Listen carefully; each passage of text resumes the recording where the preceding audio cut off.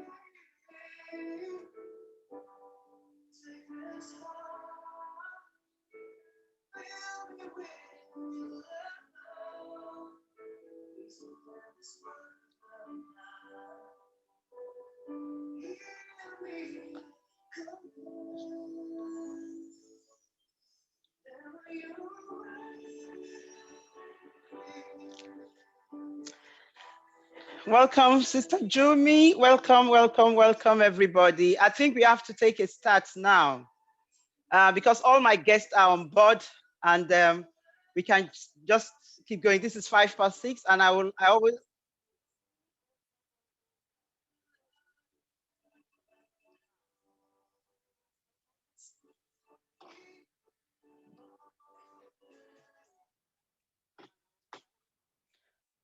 Yeah, welcome everybody. I would like to, kickstart this show now as I have all my guests on board. And I would like to start by introducing all my beautiful guests on board. So I'm going to start with, I will start with Sister Kemi.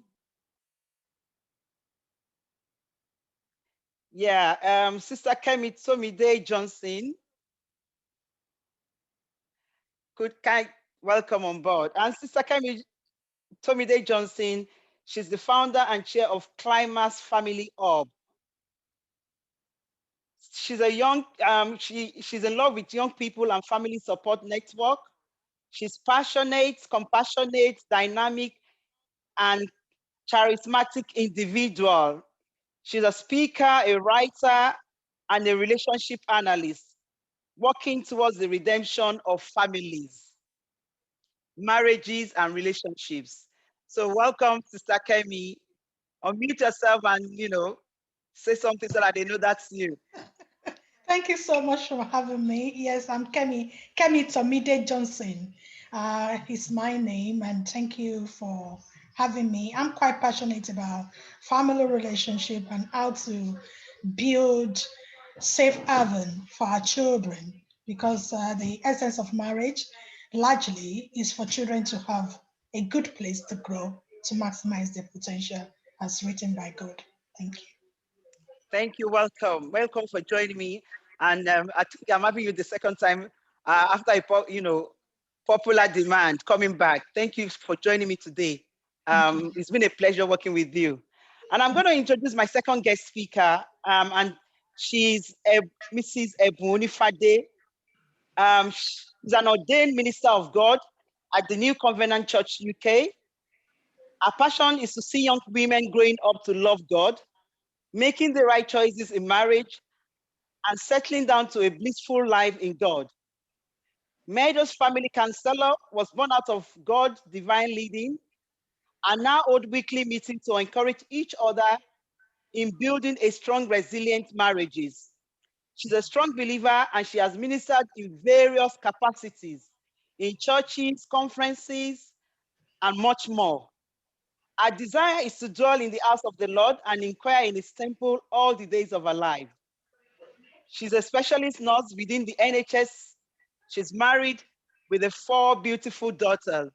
Welcome, Sister Bumi Odufade. If you can just unmute yourself and say 1 or 2 things so we know that's you. Good evening. Thank you for having me. I'm Ebunlomo Onifade, and great pleasure to be here. And I am actually just passionate about actually getting us women to, as much as we do marriage, to stay focused with where we're going, which is heaven. So all this bustling, hustling issue about marriage will not just distract us. We'll enjoy it, not endure it, and at the same time know why we're here. And that's the bottom line. God bless you. Thank you so much for having me. Thank you so much, Sister Ebu, for joining me. God bless you, ma. Thank you so much. And my third guest is my beautiful sister, Mrs. Jumi Azan. And Mrs. Jumi Azan is a wife, a mother of 4 amazing children. She's an author, a spiritual life coach, a therapeutic practitioner, social entrepreneur. Jumi has over 20 years experience working with young people and families facing difficult circumstances. In her own words, and I read, she has been dedicated to working with disadvantaged youths and families with complex needs since she was a young person herself. Let's say from the age of 18. Jumi has worked in a range of youth work settings, ranging from youth clubs to social services, youth offending teams, and more recently, a systematic family therapist, before deciding to take a bold step to pursue her dreams as a full-time author and social entrepreneur. Sister Jumi, welcome on board. Do you want to say something so that we know that's you? Hello, everyone. Thank you very, very much for having me. I feel extremely honored to be in the presence of such amazing women.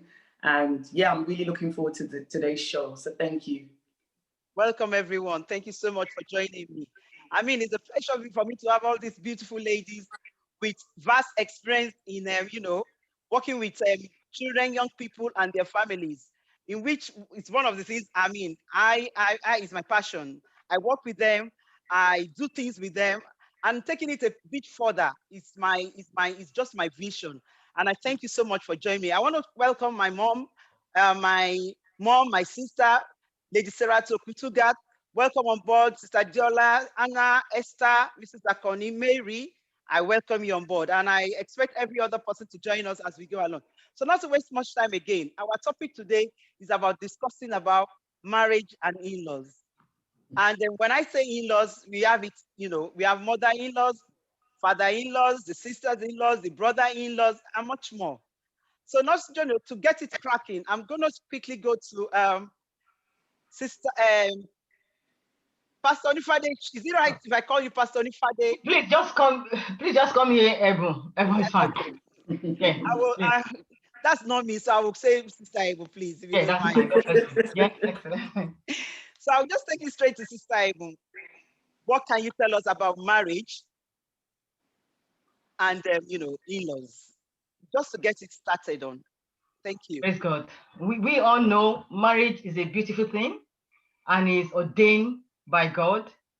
And right from the Genesis, right from the beginning, Bible says He made them male and female. I'm sorry, I'm a Christian maybe, but I'll try and be not very religious about this. But I think I just want to bring it out probably in my own understanding. It's a beautiful thing. God ordained it and it's good. And Bible actually says, so shall a man leave his father and mother, and the two shall cling. I think that's the beauty of it. It's about the two clinging, and both and the husband leaving the father and the mother. Of course, we have mother-in-law, we have in-laws, father-in-law in both parties. But what God actually says is that two cling and the two become one. And if two become one, every other thing is separated. I think that's the view of God, of our Creator, when it comes to marriage. It's about the two becoming one. So every other thing can wait. One of my pastors in the past used to say something. If you put a man and a woman in an island, if they argue in the morning, they will have to be friends by the evening because there's nobody else to actually pay to or to talk to. So they will be forced to actually speak to each other. But because they are never in a highland, they're in the middle of everything, in which it could be in-laws, could be sister-in-law, all the in-law you can think about, then I think that's where a little good thing and the other thing actually crept in. So I would say right from the beginning is very clear. The two cling and the two are one, and every other person should just stay aside. And it's really important, and that's the foundation. Wherever we're coming from, but white, black, Caucasian, whatever, it is clear that two become one, and every other thing, you just stay aside and just watch and just pray and just bless them. But it's not about you now, it's about two of them. I think I'll just drop like that. And in-law, I don't know, I'm pretty sure people's going to ask me questions or people are going to talk about it. But the good example of in-law I always share is Naomi. A good example of a mother-in-law is Naomi. If you want to look in the Bible, it's a classical mother-in-law that actually have so much you can say about her. She has two sons, both sons died. I mean, it's easily you can actually say, oh, you bad wife, you kill my sons, and now I'm left. She could turn out to be a wicked and just turn everything around against those two daughters, but no. She showed them love, she showed them kindness, and even when she was about to move, one of them insisted, I must come with you. There's something about her that made that daughter to insist, I just really want to go with her. So to be honest, who are you? We are all at that age. Many of us have over 20 daughters, over 20 sons. So we are at that stage. What is it in you that your son, your daughter-in-law, your son-in-law will say, you know what, I just love this woman. I just want to listen to her. I just want to be near her. There's something in Naomi that caused this young lady. To be honest with you, the other lady that walked away, I'm pretty sure she has a choice. She will go with her. She just decided to move back. I'm pretty sure it's not because she's wicked, but she just moved back and follow her family. But Ruth particularly insisted, I'm going to walk with this woman. I'm going to go with this woman. There's something about her. How many of us can say today that clearly your daughter-in-law, your son-in-law can actually stay 1 hour in your house and say, you know what, Mom, I need to walk. I need to go. Or even when they want to come to your place, they are dreadful. That because we don't know what we're going to hear, we don't know what we're going to say. Many of us has been there. Many of us actually, now that we're in our 50s or we've been married for over 20 years, I've been married for 26 years. And obviously, I've gone to a point that respect, you know, I've learned the rope. And if I walk to my in-law now, I've got so much respect because I've learned a lot on how to manage it and what we need to do and how, you know, of course, and how we need to, I won't say, is it a bit of diplomacy and a bit of respect to get along, but it's quite important to actually, because this emphasis is actually for our young people and for us, that our soon mother-in-law, or some of us that's already there, remember, it's about two of them clinging and let them go. And you stay aside and pray and bless them. And it's gonna be a beautiful thing, just like what God stated it or started it. It's a beautiful thing. Praise the Lord. Hallelujah. Yeah. I'll keep quiet so that somebody can speak. You're on mute. She needs to unmute herself. You're on mute, sis. Am I okay now? No. Mom, you need to unmute yourself. Mom. Sorry. I'm going to throw the same questions to Sister Kemi before I reiterate on what Sister Ebu have just, shared with us. I've taken some points down and I'm going to come back to you. But I want to have Sister Kemi's view on the same thing. Thank you again. And I like the passion to which she has spoken and many things that Sister Ebu has mentioned, I strongly agree with, being a Christian myself. But I would just like to digress a little bit, and that is the fact that the biblical laid down principle is a guidelines that any human being will desire and aspire to achieve. And it's just like principles like thou shalt not steal, thou shalt not commit adultery, you shall not gossip, all the tenets that are there in the Bible. And also all across all other religions. You understand? I was reading the book of Leviticus the other day, and it was saying something about the kind of animals we can eat and the kind of animals we cannot eat. And I tell you, I spent about 2 weeks being guilty, knowing that some of this meat I have heard, and even though there are some counter phrases that says that it is not what comes into the mouth. What I'm trying to drive out as is that, you know, with marriage and family relationship, the way I understand it is, except we human beings begin to see things in a reality way and try to step aside and look within ourselves to actually find out some critical questions to say, you know what, if 1, 2, 3 people are having this issue, why am I going to be different not having that issue? And will my religion really help me? If my religion is helping me, will it help the person that I'm in relationship with? And that takes me back to the issue of foundation. You know, when we're marrying somebody, we are not marrying them as just a you know, person. It's good to know, it's good to have that somebody will step out and then they will cling and become one. It's a very brilliant idea. But is it really practicable? Is it something that is young people who are just stepping into marriage can actually achieve? These are the questions that, since you said that question to me, the topic rather, those are the things that I've been probing in my mind. And I'm going to take you back to when I got married. For instance, my support system are my parents, my sisters, my cousins. They are the people I trusted first and foremost. My husband, yes, love. I may come back to that in some other time. What we define as love, you know, when we are boyfriend, girlfriend, the moment you get into marriage relationship, there's so many things that became strange, that will come to be strange all of a sudden. And you have to now learn to trust that person. And then you are seeing a new person entirely to the person you dated. So I always call them like a stranger on a journey. And so for me, relating with in-laws depend on the kind of foundational principle that family a person is married into have. Like some family will have some strong bond that they eat together, they sleep together, whatever they see, they share. You understand? And for instance, if I'm to use myself as an example, I came from a polygamous home, a very wide, large family. My husband comes from a very knitted home. A home that, you know, they practically do everything together. In my home, I understand there's boundaries. You understand? So coming into that kind of a home, it's almost impossible not to step on each other's toes. So, and these are the things that I feel are the in-laws issues.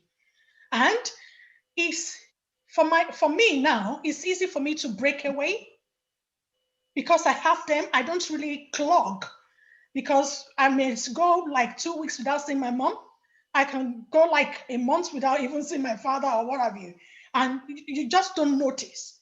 But with him, it may not be that easy because he grew up in a kind of a setting that they have to share breakfast together, they share lunch together and everything. So snatching sometimes, which we take as cleaving and getting away, may not necessarily be the case for him. It might be a case of gradual detachment. Before the detachment is established, and he is going to be fully established to say, yes, now I'm now a husband, I have my whole family set up. The in-between is where I see the in-law playing a role.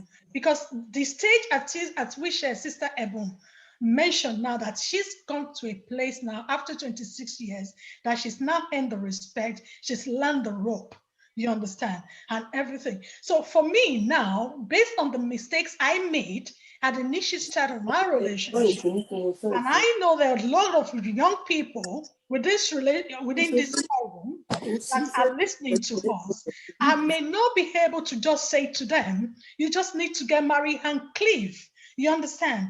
I may have to come from the position of strength to say, be prepared that you will meet some certain challenges, and how best you manage these challenges will be what will ultimately determine how you succeed in relating with the extended family. Mm. And that, in fact, includes your home family.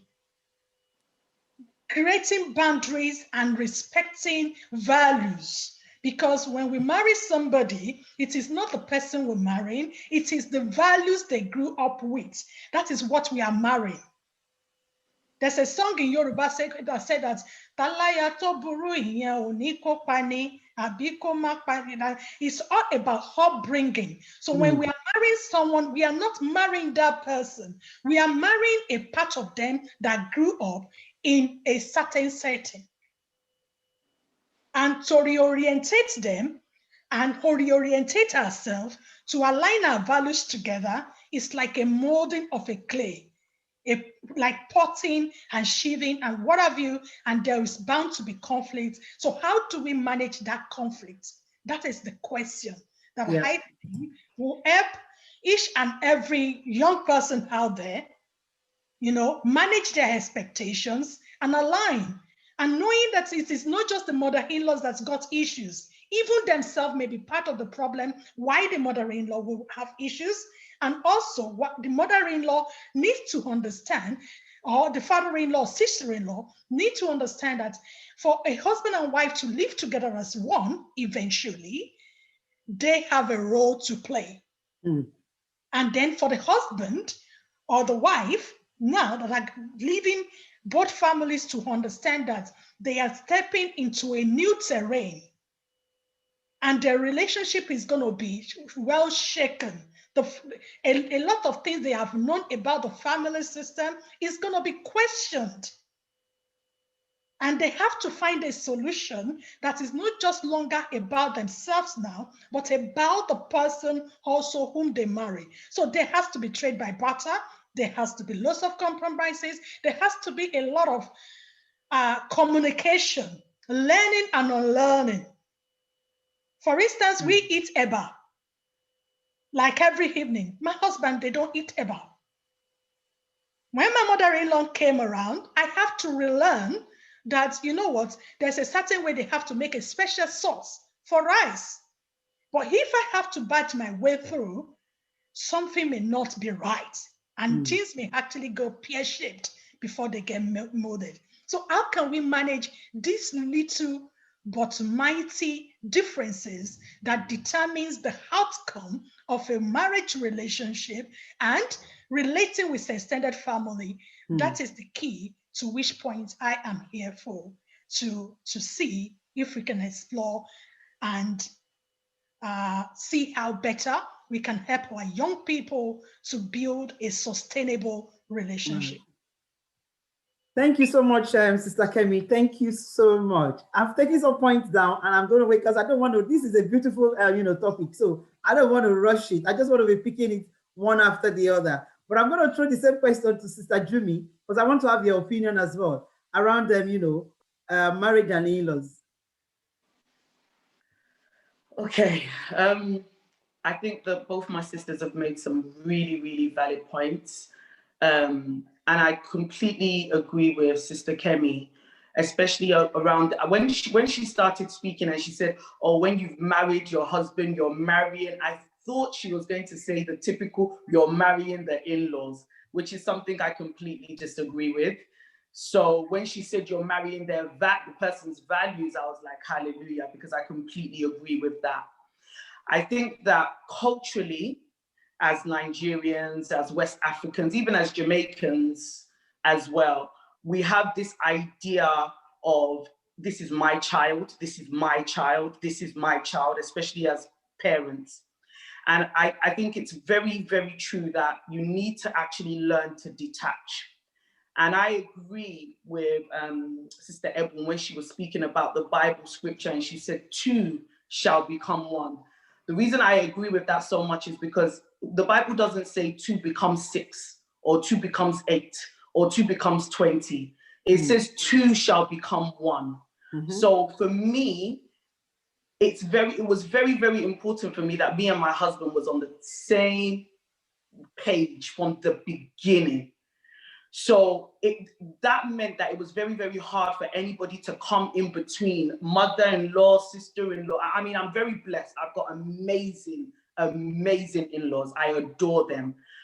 But the point I'm trying to make is that it was very hard for anybody to come in and try to dictate to us how we should live or what we should do, because we became one and that was it, period. Even our children cannot come and dictate to us, you know, how to live our lives. Our children are also our blessings from God, but ultimately it's about us, and we have the foundation, and we lay the foundation that we both understand. And I think that's really important. I think if we're going to explore this today, I think that it's important for people out there to be looking at those things when they're getting married. It's very important for you to understand the kind of home that your partner is coming from. It's very important for you to understand your partner himself or herself. So what are their values? What do they believe in? If something was going to happen, would they take mommy's side or would they take your side? Or how would they handle that with wisdom, so to speak? Do you understand? Pray and understand and look deeply at the person that you're going to marry before you get into it. I think it's really, really important, because this was the kind of things that we conversated about even before we got married. We come from a very different home as well, very similar to Sister Kemi. My husband, you know, comes from a certain, you know, mum and dad. I came from mum.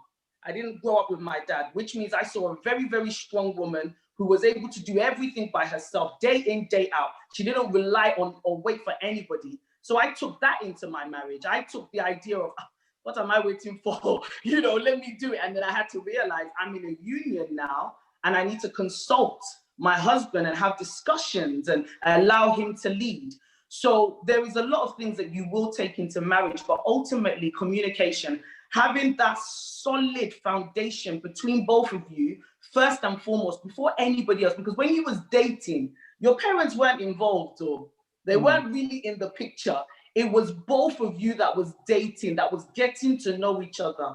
So during that time, really ask God to lead you, get to know the person that you're marrying. And I think that that makes it a lot easier to deal with your in-laws.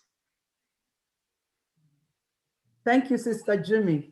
That is a wider picture of what we are discussing at the moment.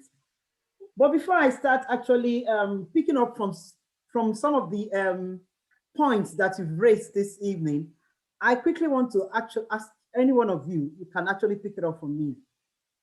What is the role of a mother-in-law?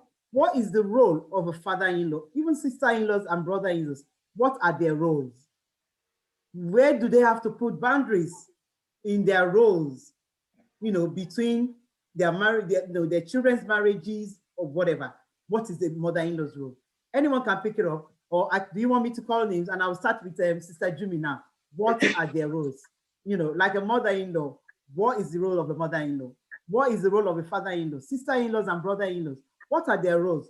What are they supposed to be doing in the marriage? Where should they have their limitation? What should keep them, you know, that boundaries that we expect in a marriage? Like you said, you know, two people shall come together, they become one. And when they become one, which means they have to manage their lives henceforth.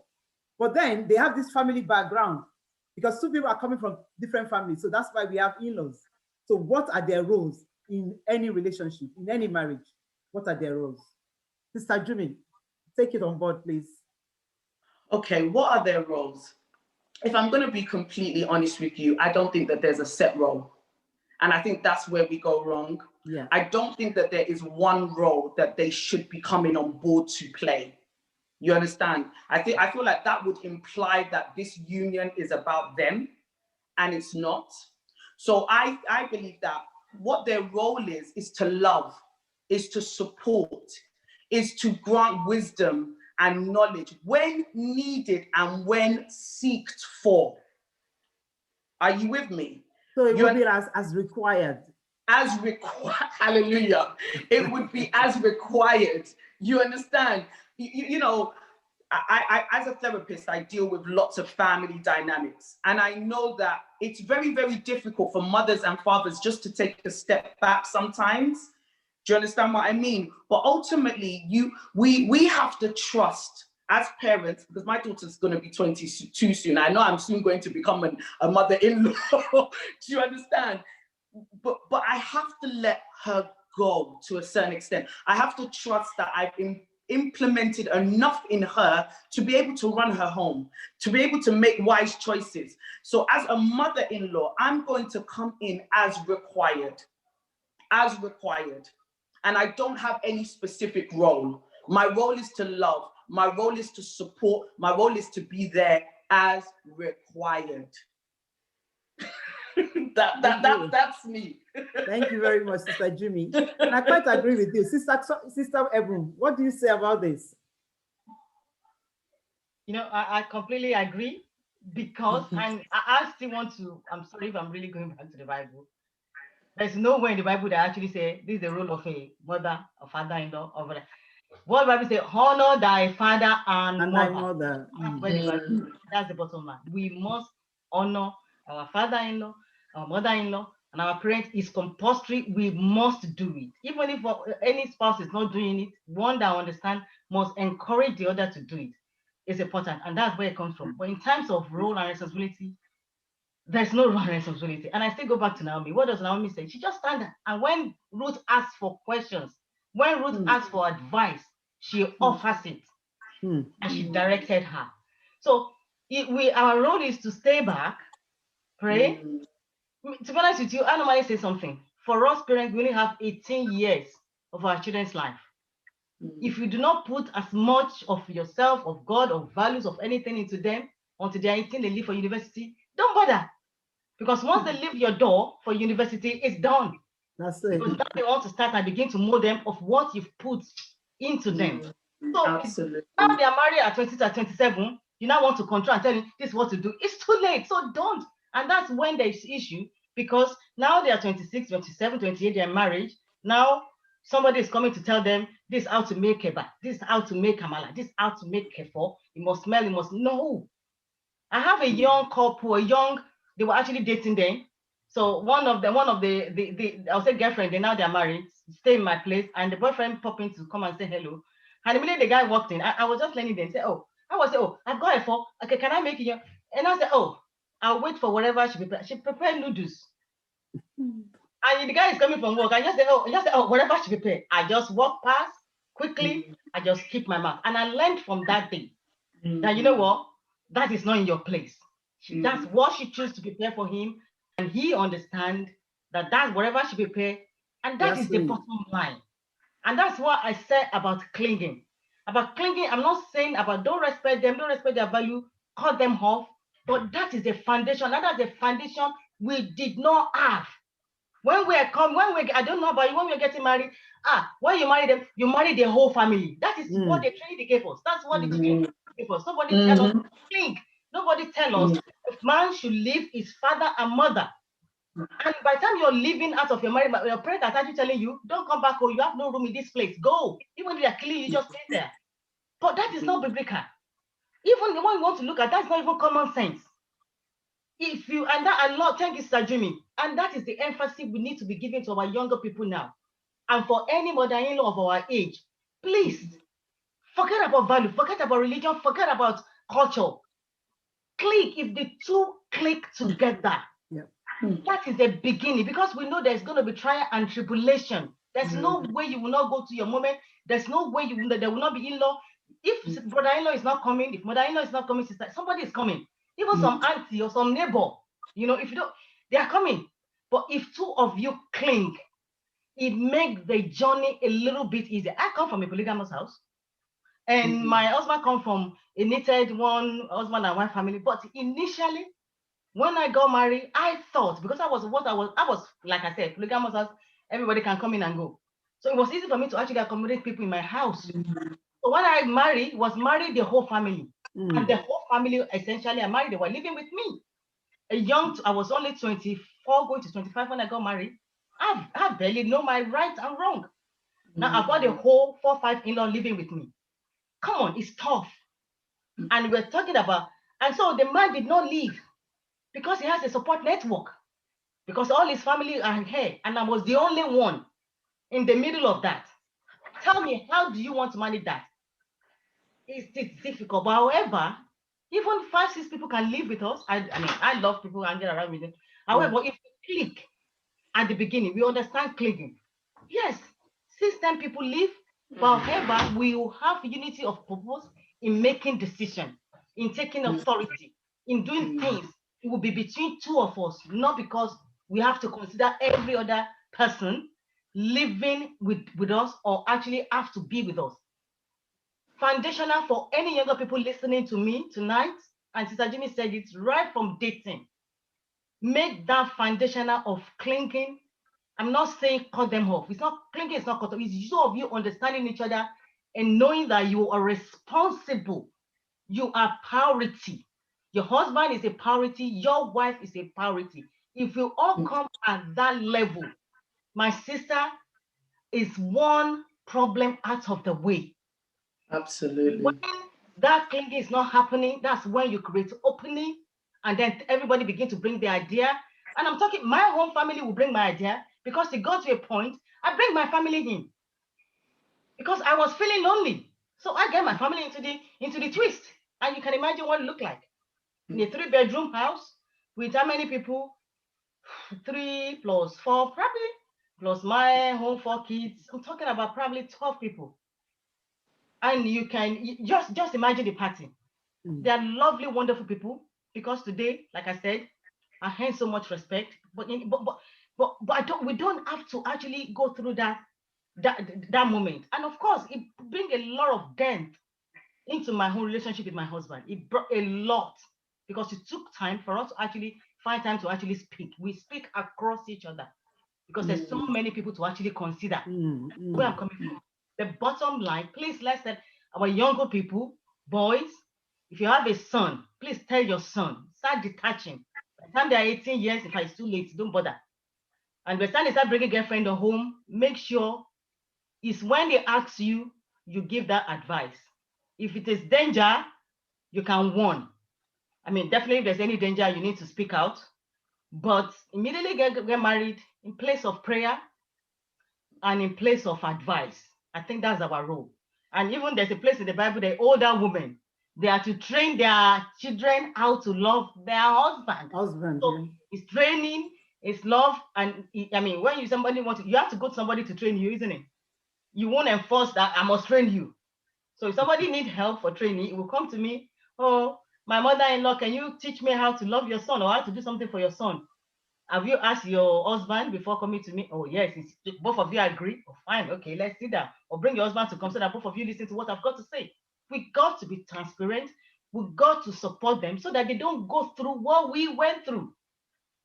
I mean, some of you might be lucky you don't go through stuff, but some of us go through stuff, especially when you start your married life early in Nigeria, you go through stuff.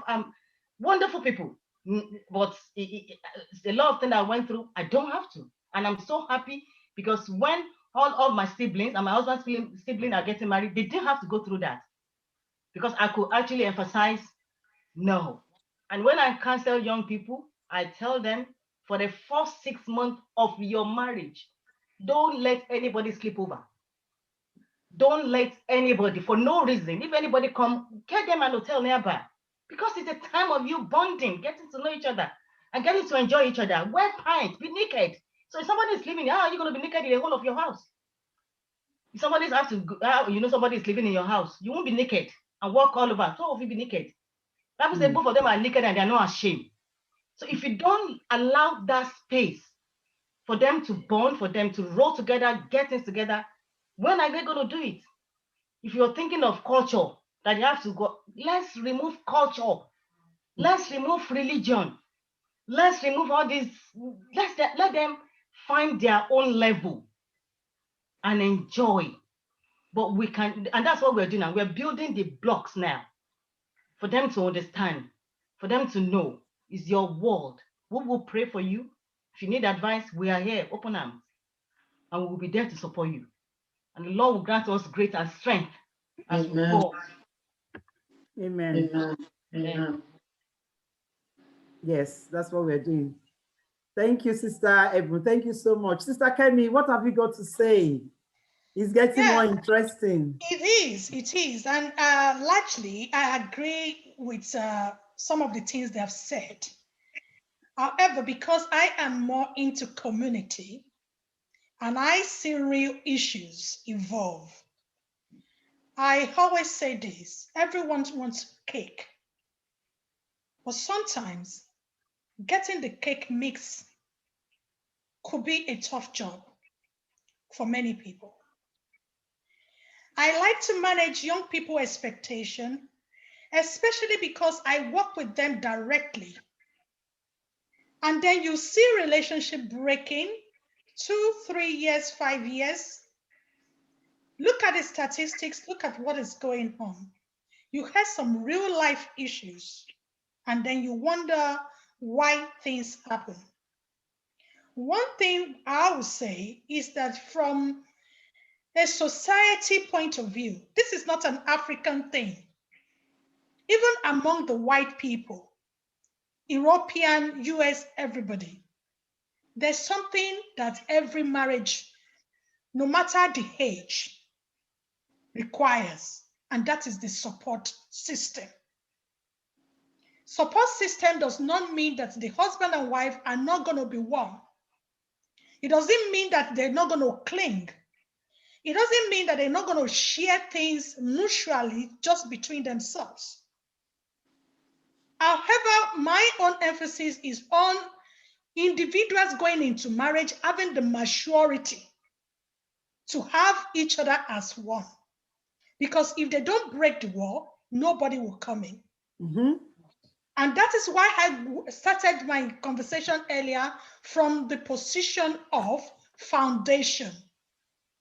Closing the doors most times, many times in our society, especially in the African society, has broken down many relationships, especially when done prematurely. It is good to say, this is me and my husband. But the Bible says something that wisdom, let me finish. I want to emphasize. I don't want to interrupt the straight down the door that you, I just want you to clear the door that you say they're closing, please. So that when you're speaking, I want you to break down. It is as in the doors of intimacy, building relationship, not sharing the depth, the crucial aspect of relationship.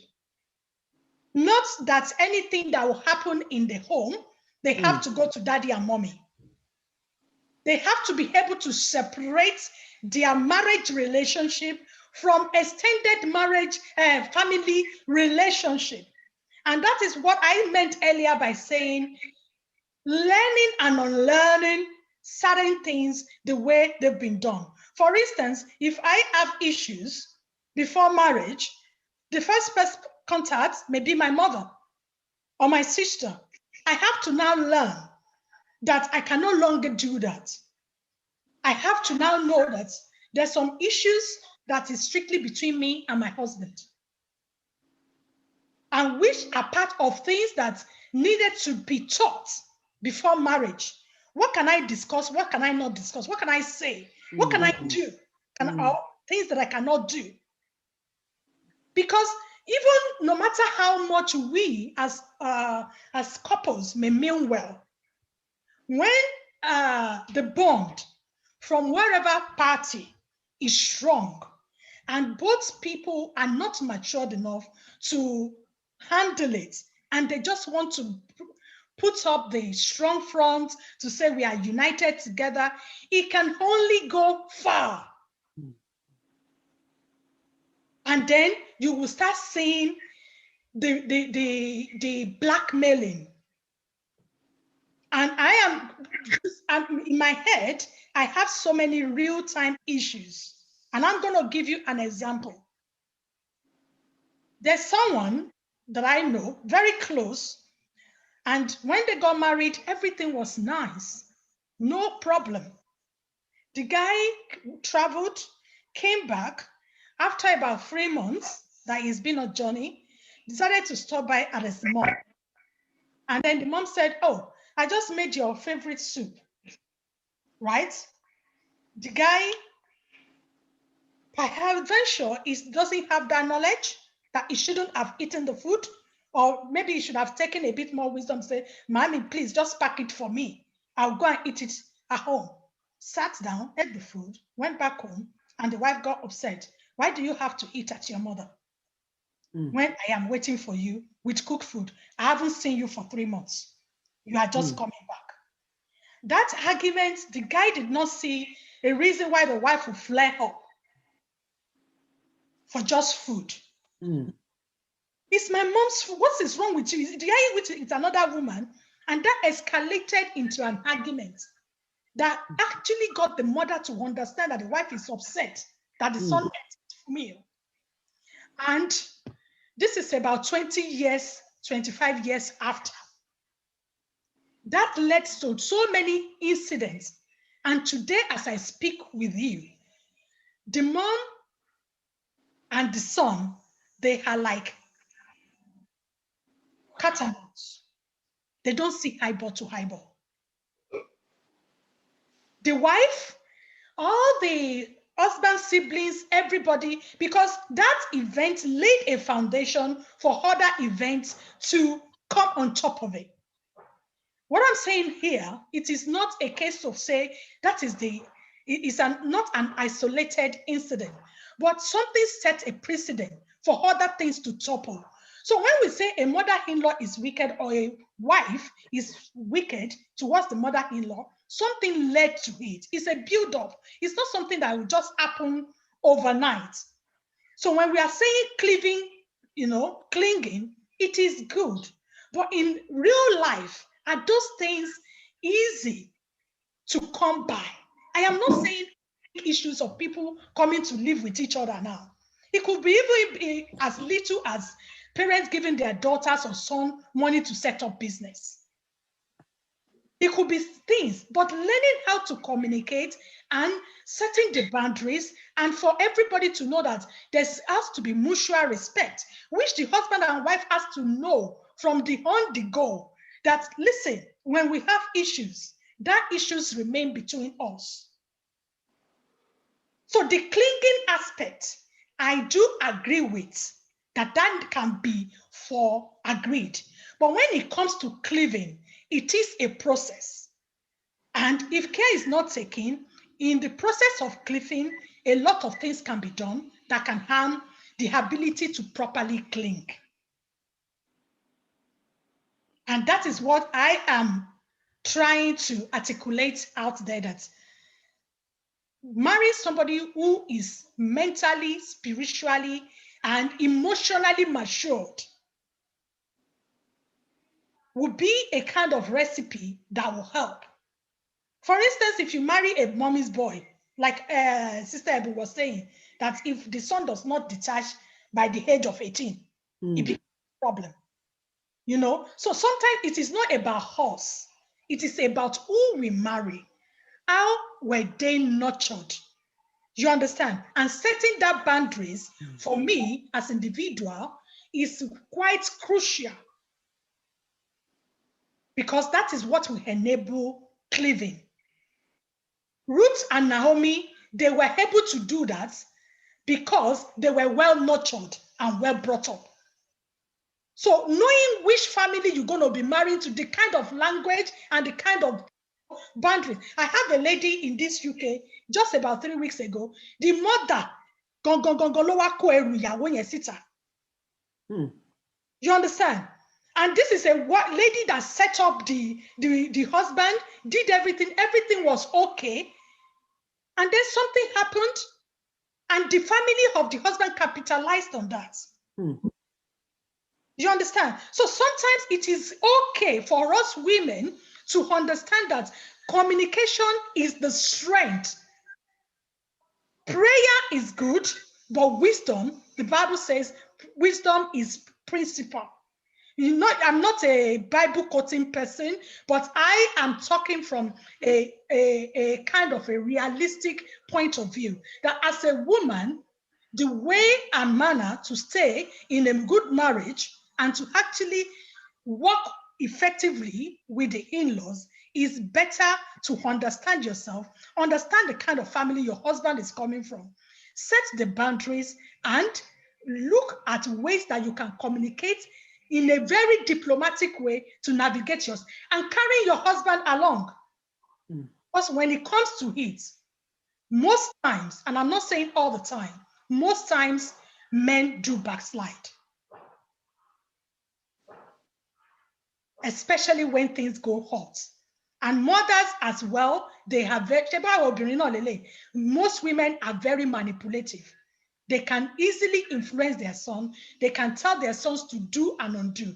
But when a woman is well fortified and she knows that whatever she's doing, she's doing it from a position of fairness and with the fear of God, then that will actually help her to excel. But that they can be completely sidelined from the onset, that would be something for me to comprehend. Thank you, Sister Kemi. Can I respond? Yes, I want to come to you because I can see you raising up your hand. So come on. I wanted to clarify that when I was speaking about, building that foundation with your husband, it was not about sidelining your in-laws at all. I actually think it's important that you bring them on board and you love them. And you're like, the way my mom taught me is respect. And you understand, respect and just to be a hospitable person.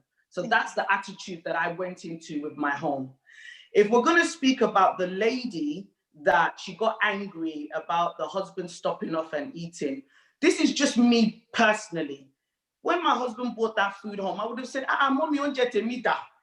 Eh? No, he actually ate at the mom and just said it's fed. Because I feel like we need to go a little bit deeper with ourselves sometimes and think to ourselves, what is it actually that we're fighting for? Thank you. Kila and Jafu. You understand what I'm trying to say? There's nothing wrong with your husband getting food from his mom, for goodness sake.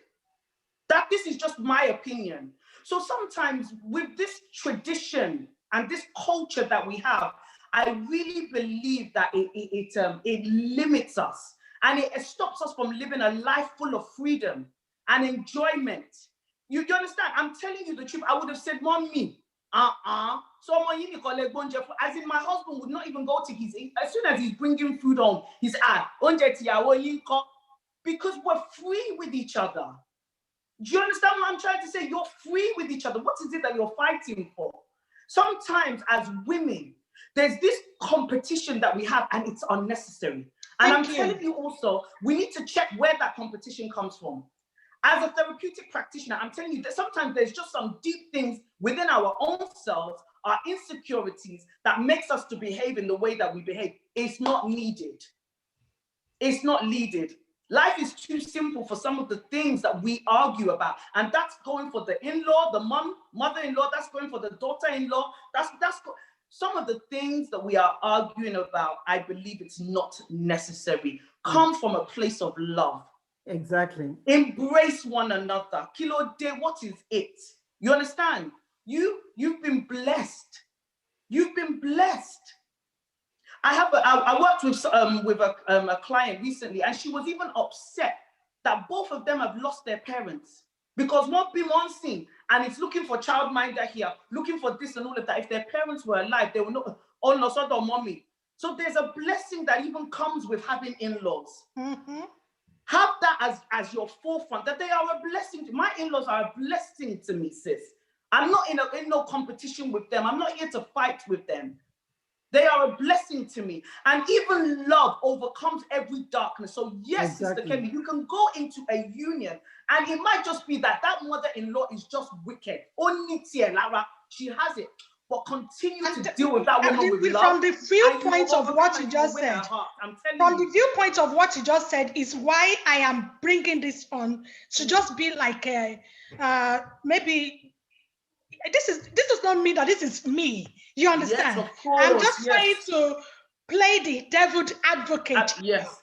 You understand? Because at the end of the day, we can only attest to who we are Absolutely. And regardless of whatever we think, we know our husband in the times of courtship, like you said earlier, but we don't really know this in-law well enough. And sometimes you cannot really always gauge and interpret what they mean or how they are. And that was why I sang that song earlier, that's Kalayato Buroda Bikalaya, when the in-laws naturally are not good, which unfortunately most women fall prey of. Some mothers never had it good. And they are operating from a position of jealousy. Is this what now the wife of my child will be enjoying? You understand? Some women cannot sit down and see their fellow women happy. And these are practical things that it happens all over the world. Some women are so possessive of their son. They never see their child growing. And so it doesn't matter what the wife is doing, they will always find something to say. They will always find something to nag the wife about. And this is not even about the husband reporting to them or anything. You understand? There's some sister-in-law that it does not matter how nice the wife is to them, they will always find a fault and tell me who is perfect. There is none of us that is perfect. We will always have some flaws, no matter how much we try. So it is down to us women to just know that, this is what I will have, And one other thing is you can't continually report a mother to his son. That is even worse. So there's some mother-in-laws that are so crafty and they will sneak about your business. You can't, a wise woman will know from a position of wisdom that please, you don't always report your mother-in-law to his son, because no matter how much he loves you, he will always have that emotional, what's it called? What kind of preference in a way for his mother, even though he knows that his responsibility and priority lies with you. But he cannot completely erase his emotion for his mom or his sister or what have you. And that is the kind of angle that I'm coming from. I am not antagonizing whatever the Bible says or what is right thing to do. What I'm saying is there are so many abnormal situations out there of wives not even knowing what to do, what to say, when issues arise, and mother-in-laws who are easily perpetrating evil because they feel they have a better place in their son's life. And there's some mom-in-laws too, that the moment their daughter started making money, they will start coming from the position of, no, your husband though, he is not doing this, he's not doing that. I know a lady recently, it is the mom that initiated the screw until the marriage broke. So it's not even the husband's mother now. All because they brought her to UK to come and do holiday with them. Then she sees the way the affairs is run. Then they will start passing some little comment and what have you. And that is what I'm saying. There's so many, no matter what, people can sit in church, sit in mosque day and night. Some mother-in-laws, their head is so focused on what their husband or their great-great-great-grandfather did to them, or what they are saying. I am saying from that, once you know that your son and daughter is married, as a woman, marrying an African man or what have you, because no matter how much we try, we are orientating, we are educating, we are empowering the young people, but manage your expectations and just know how to interpret situation so that things don't get destroyed and handled before you try to correct them. Fine, fantastic, my mom-in-law. And I'm not saying that for the hair, you understand? I've avoided talking about that aspect because if it concerns me and my husband, I always free to share. But when it comes to extended family that relates to my husband's family and my family, I try to keep that off the screen. Why? Because at the end of the day, I need to respect boundary. Except I can't, so my relationship with my mother-in-law, like I said earlier, I can't summarize it better than I come from a home that they operate as one, and that's been a blessing to me. But I have seen tons and tons that you cannot interpret even their situation, and you just know the problem is not between husband and Thank you, Sister Kemi. father-in-law. Thank Thank you. you, Sister Kemi. Thank you so much, Sister Kemi. But I want to pick up something that Sister Kemi have just mentioned, and that is about you know, keeping. How do we keep? I mean, for the benefit of us young couples that are just starting in their in their marriage. Their marriage is still very new. Maybe they are 1, 2, 3 years, 5 years into their marriage, or even those that are aspiring to become married one day, because our prayer is that all our children one day they will get married and they will have happy homes. Amen. What kind of what kind of lesson or what kind of guidance can we give to them on how to actually manage this kind of scenarios that Sister Kemi just shared with us? And I'm going to Sister Ebun. How do we manage it? What are we telling them? How do they? Because let's face reality, and we have, like I said, come let us reason together. This is something that will continue to happen, irrespective of our religion, irrespective of our culture, irrespective of whatever we are. The conflict between wives and mother-in-laws, father-in-laws will always happen, especially mother-in-laws, especially daughters-in-laws, because I think there's always this competition between mothers and wives. There's always this competition between sisters-in-laws and mother and wives. I mean, I have been in a situation whereby it's not even the sister-in-laws now, it is the brother-in-laws. But I mean, wisdom sometimes, they said, it speaks a lot of volume. At that time, I try to manage it as much as I can. But thank God for one thing. I think when you have a husband that really understands you and is on the same page with you, you are able to overcome that. But if you are not on the same page with your husband, it might be like a calamity for you. Yeah. And at the end of the day, let's face reality. Is the woman, the wife, that suffers most. Is the wife that suffers most, because with the in-laws, they know how to manage themselves and get back on track. But then the wife becomes the victim. So I'm now saying to you, with the scenario you just shared with us, and with what I personally have seen while growing up in marriage and everything, what are we supposed to be telling these young people? How do they manage it? Because when it comes, they've got to use wisdom and they've got to manage it. And they've got to manage it to their own advantage. So, Sister Ebun, do you want to share something about that for me, please? Thank you. I think I'm still going to go back to the issue of the two becoming one, and it's about communication. Because all the things, Sister Kemi, I am a realist. I'm a Christian, but I live in reality. If the two don't agree, they don't understand each other, everything will come in. It's because Sister Jimmy and her husband understand each other, and the mom knows, the mother-in-law knows, if the son goes into their house to take a bottle of Coke, she will give Sister Jimmy's Coke, because she knows two of them, that they are one. So she will treat them as one, and she will not make that judgment of, oh, you just quickly sit down and quickly eat before you go. After 3 months of going away and traveling, and mother offer food, any one of us will feel the same way. Don't let us judge this woman, number one. And it's about communication. The clinging I'm talking about communication and relationship. That the two will speak the same language at the same time. If you put husband in London and a wife in Nigeria, and you ask the same question, two of them will be saying the same thing. That is what I'm talking about. I'm not the idea of me and my husband. I'm not talking of me and my husband alone. This title that is Africa. Yes. Learn what is wrong. That's what we're doing tonight. Let's pack all this culture that says, oh, everybody, every inch should just be in the midst. If two come together and understand each other, and understand boundaries, because how I'm coming to the table, I'm coming from polygamous. I have 20 sisters. I have 10 brothers. Yeah, you guys need to how to manage them. If they come in, you need to smile. You need to be kind. I've taught him what he needs to do. Me and my family 4 or 5.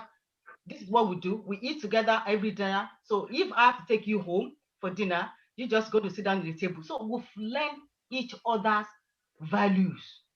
And then we've come together to agree on boundaries. This is how we're going to do it. This is how we're going to work it together. This is how we're going to manage it together. So even the family will understand you're not being hostile. Your door is open. You give gifts. You support them. You're open, but they know that you're saying one mind. And that is if two of you are not in one mind, if you two don't communicate and say the same thing, that is how brother-in-law, sister-in-law, everybody will bring ideas. And that's the foundation we want the young people that is listening tonight to understand, irrespective of reality or whatever, whether Christian or I'm pretty sure if you go to Muslim, if you go to traditional, they will tell you coming together as one, speaking the same language, speaking the same one, being on the same page. Especially for us women, if you're not in the same page with your husband, just like Sister Shiji said, you woman will suffer. If you want to fight a battle and your husband is not in support, you two of you didn't agree that, oh, this auntie-in-law that is coming, she will just throw everything apart. Oh, yeah, you didn't know that and everything. And you say, and you're telling your husband, so if auntie comes and she doesn't stay in her place, I'm going to tell her about that. And you did that and your husband didn't agree with you, you're in trouble. But however, if there's an agreement of how to manage people generally, because it's about people management, it's about understanding. Right from the onset, you will learn it. I'm not saying something you will learn in the first 1 month, 2 months of your life, because many of us learn over the time. Yes. But it's something you will learn. But if there's a good, that's why I said the first 6 months is the building block. That is when you're talking, is a new guy, you begin to talk. And if you're together on your own, you have enough time to talk. Because of course you're going to be going to work. If you're going to work, come back 6 a.m., somebody 2 or 2 people is already in your house. Where's the time for you to talk? So it's a time for you to talk, to gel, to understand, to know, to put things on it and be transparent. And once the whole family, your family, I'm not even talking about husband family, because some of us, our family actually, some of us could be issues. So my own family understand that, okay, these people are speaking the same mind. The husband family knows, they will respect that. Mm-hmm. I'm not saying this clinking or this oneness is to drive people away and be hostile. No, but for you to be united and be able to fight this battle. And come to the question of Sister Tegi about where the boundaries are. It's about if you have younger boys, girls in there, start training them on how to respect and treat people nice. Start training your son. A lot of us, like I said, I always put out four beautiful daughters. We women, we tend to train our children how to behave in marriage more than women with their sons. Yeah. If you have sons, start training them how to respect, how to honor a woman. If your son doesn't honor you, he won't honor his wife, and that's the bottom line. Let's start. The home training is key. Let's start training them. Let's start know how to honor. Let's start telling them what they need to do.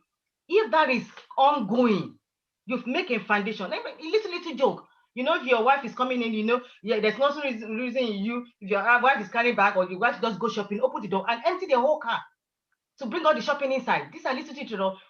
Or you come back from shopping, let him learn how to empty your car. And if he gets used to it, he would do that for his wife. Because it is our key things that let's start teaching them. If you cheat them, and wife as well. And then begin to relate. I have a daughter of 25 years old. And sometimes when she does, I say, oh, you better learn how to say properly, because you can't say this to your mother-in-law. Because you just say, if I ask you to come and bring me a cup of tea, and I say, oh, it's too cold, go back. Yes, Mom, that's okay. No, if I want it hot, go back. Again, I'm trying to let her unlearn, respect, and let's continue this respect, because that's how we can do it. But the reality about life, whether you click or you don't click, there's trouble in Bible. We will face trial and tribulation.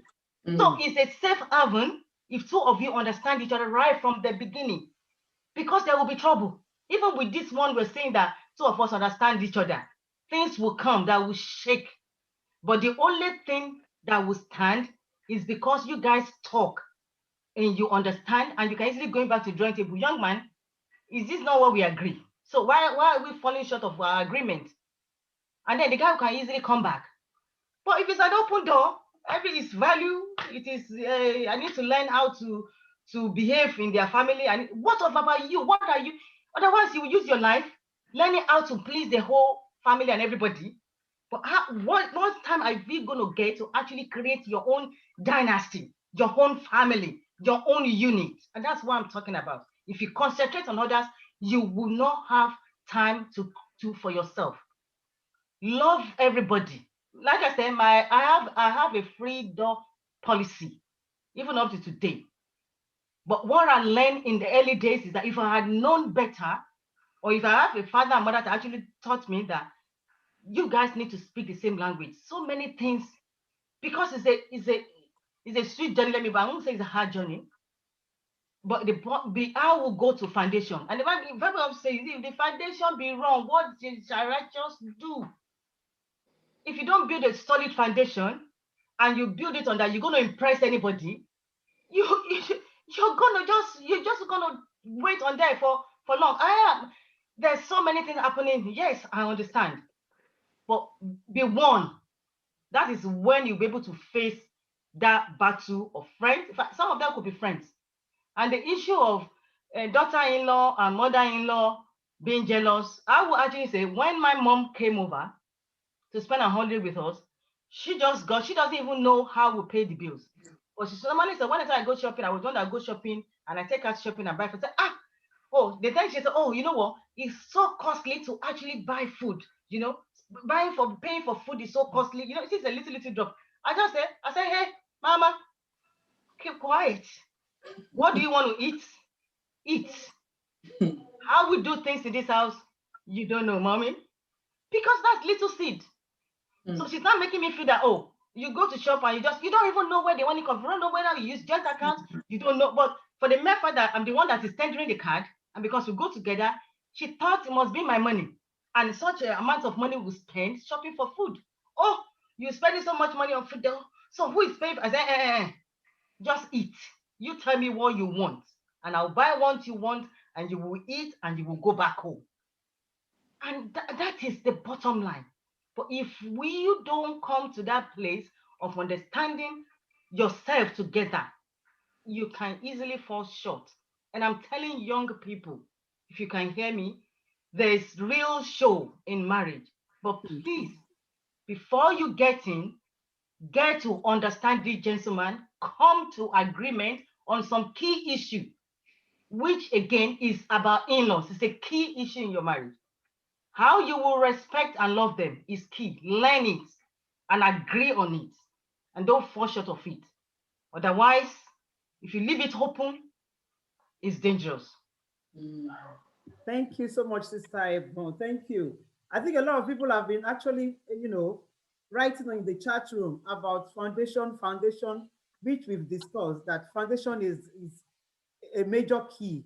But can I just come back to you about something that you mentioned, which is respect and conflict. And I'm putting both together, respect and conflict. Now, as a young couple who are just married or aspiring to get married, how much do they respect their in-laws?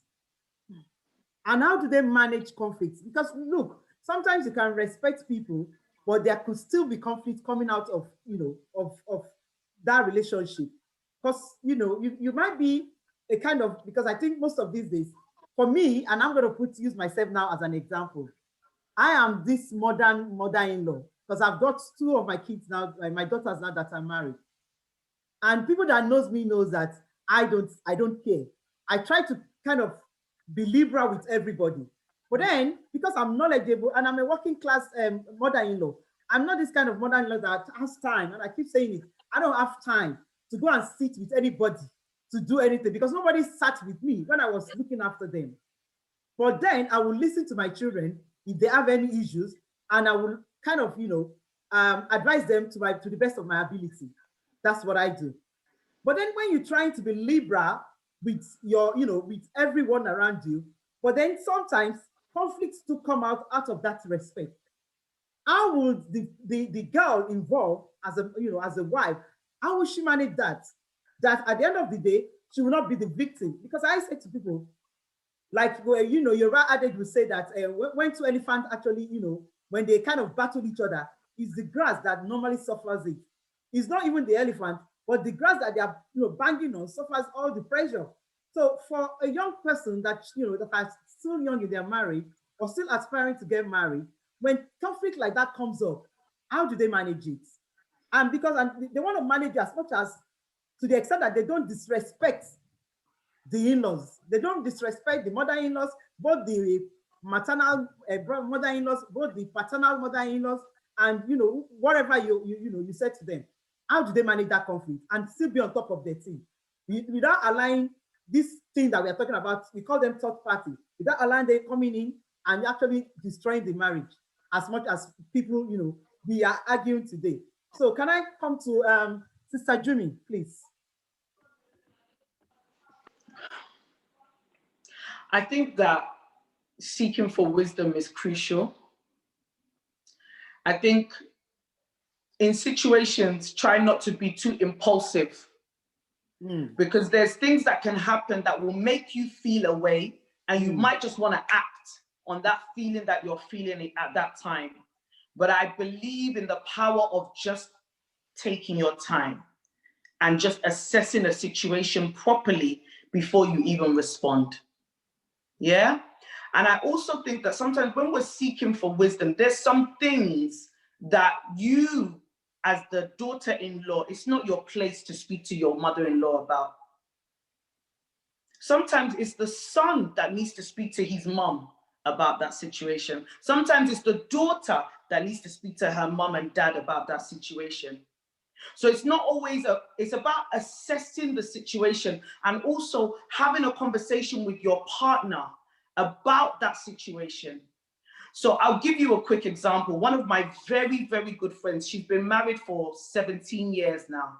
It hasn't been an easy one at all. She has had lots and lots of issues with her in-laws, to the extent that on one occasion, her in-laws, including brother-in-laws, sister-in-laws, they organized a meeting with her husband that today, you're going to divorce this girl. And they didn't invite her to this meeting. So her husband turned up at this meeting that they were all at, and he said, "How dare you? I'm leaving." When he got home, he didn't even speak to his wife about that situation, because it was a battle that he was ready to take on for his wife. It was later on that he said, "Can you imagine? We thank God." Do you understand what? I hope you guys are understanding what I'm saying. The point I'm trying to make is that applying wisdom is so crucial. It's not everything that you have to be impulsive about and that you talk about. It's not your place sometimes. Sometimes it just literally is not your place for you to speak to your your mother-in-law or your sister-in-law about it. Have a conversation with your husband about it. This is how that situation made me feel, babes. This is what, okay, what, you know, it goes back to you guys being in one accord again and having that conversation. How do we want to deal with it? Is it a conversation that we want to go to mommy about together, or would you like me to go to mommy about it? You understand? Like, really just taking your time to assess things. Don't be so impulsive, because our feelings, and I really want people to listen to this, you see, your feelings will mess you up. It will mess you up real quickly if you're not careful. If we're always going to be responding on the way that we feel, we're setting ourselves up to fail. Because the way you felt about that situation today might not be the way you feel about it tomorrow. So take your time. Don't be impulsive. Don't rush into conversations. Even pray about it. Pray about it. What is God asking you to do? How is he asking you to go about it? I think that's how you deal with respect and conflict. Thank you so much, Jumi. So what you're saying is that we've got to apply wisdom in every situation that we kind of find ourselves. And then we try as much as possible not to be impulsive, you know, kind of lay down, you know, be laid back a little bit, think about it before you open your mouth. Because I know wisdom is key. And when you have it in abundance, you can never go wrong. But then, you know, somebody full of wisdom And, you know, she's a practical, a Christian lady. And, you know, she kind of do everything after thinking about it, after reflecting back about it, before actually acting. But still, she's finding it difficult to get through this barrier. Sister Kemi, what do you think this lady should do again?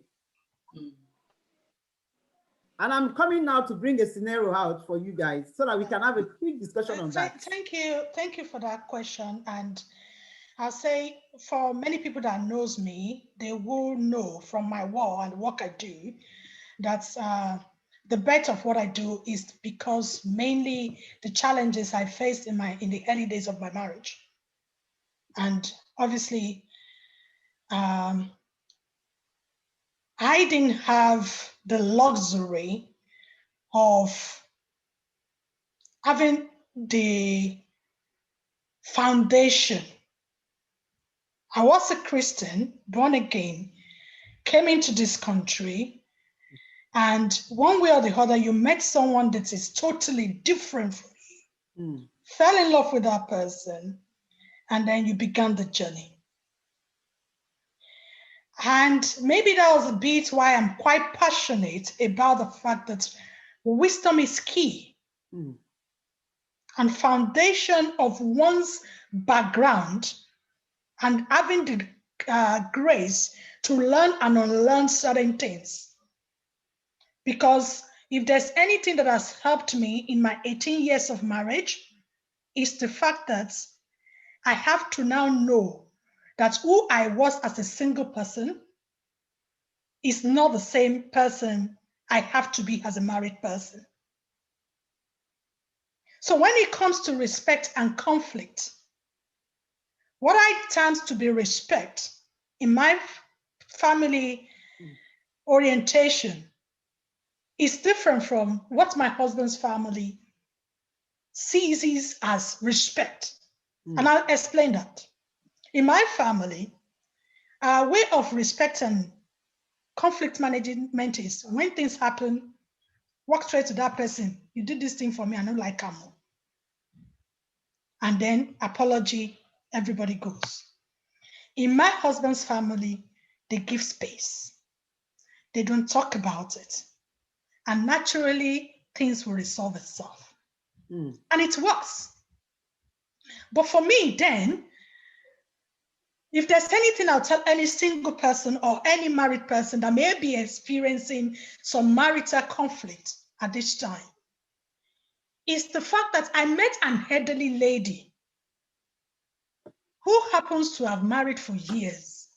Because it was my relationship was at a point of breaking up. And this was after second child.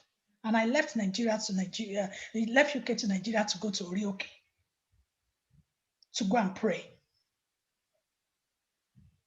And it was in the course of the prayer that this woman, she attends CAC. I'm a Catholic.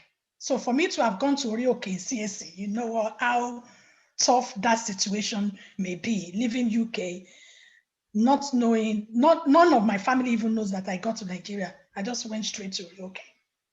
And she said to me, the only way to overcome is learning to be quiet.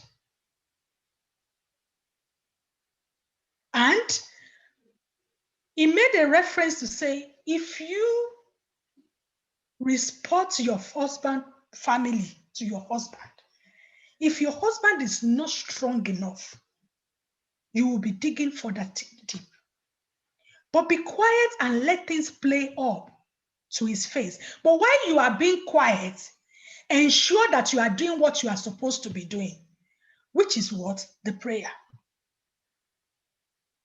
Because it takes two people to keep a conflict fueling and burning. If one person comes to you and say, you are stupid, you are mad, you are crazy, and you don't say anything, it only takes a long time. That person will get tired. I tried, it was tough. But over time, till date, they don't even know how things turn to be. And I am telling to you from a relationship that my husband has moved out of the house. We've never been, we just did the introduction. We weren't married then, to the point that we did the registry. We had our white wedding. They all attended and everything. But till date, nobody can say, how did you guys came back?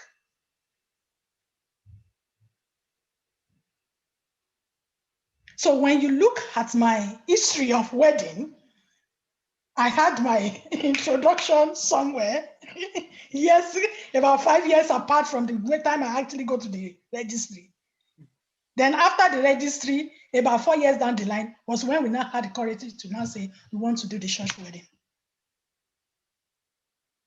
But what helped me was ability to have self-control, to be quiet. To be quiet, it's not easy, it is tough. And it kind of aligns with what Sister Jimmy says, not being impulsive. Because when it comes to it, it does not matter. It's like me reporting my husband to my mother. No matter how good intention she will have, there will always be a place that she will take my side. And that is where divisions will always come in.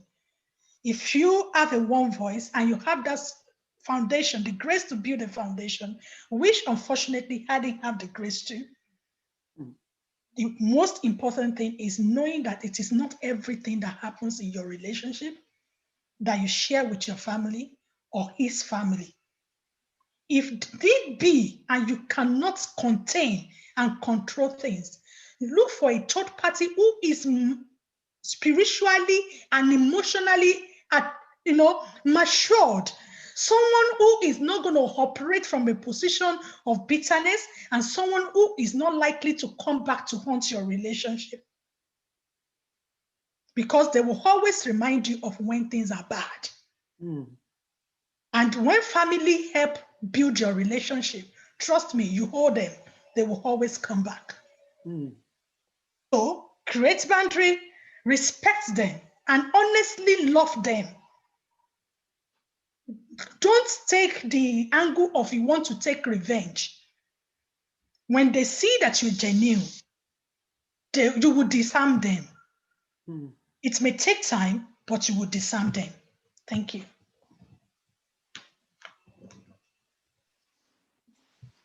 Guys, I have to go. We was going to mention it at the beginning, but I've got thank you, Sister Kemi. Sister Jimmy, I've actually said to me that she won't be able to finish this program with us. And I'm just quickly going to ask you, to round up your contribution, right? Around what we've just said now before you leave. Okay. Yeah, I think Sister Kemi has said a lot of it. Coming from that place of love, I think it is very important. It is very important, and Sister Ebon said the same thing. It's very important that when you embark on a marriage, don't just think about the wedding day. The marriage itself is a journey. There's going to be a lot of ups and downs in that journey. If we are going to manage expectations, it's very important for us to put it out there that marriage is not easy. It's not easy. But I think that it's very, very important that like we said at the beginning, that before you even go into this journey, really, really try to get to know your spouse. Really try to get to know your spouse. Talk about their history, what their viewpoints are, what they believe in. Even use scenarios. You understand? Like, you can even do things like role play and games. If this was to happen, what would you do? Like, have fun with it, but it's important that you know each other. And ultimately, my last word is act in love, because love is light and it will always overcome every form of darkness that you face in your marriage. Amen. Thank you very much. Thank you very much, Sister Jimmy. Really, really appreciate your coming today. And I hope when I call you next, you'll be available. Amen. Thank you so much. I feel so honored. Thank you all so much. God bless you. Thank you so much. And thank you so much. Thank you. So I will continue. Sister Ebon, I want to find out. I've heard a lot today, and I think my head is just like, because I'm learning as well. You know, as a grandmother, you've got to learn. A lot of us are learning today. Because you don't want to kind of be among those parties that's, oh, hey, it was my mother-in-law. In fact, as far as I am concerned, I just want to be a mother-in-law that is free with everybody, that, you know, relate to my daughter and relate to my sons-in-laws the way I will relate to my children. But I know sometimes it doesn't work.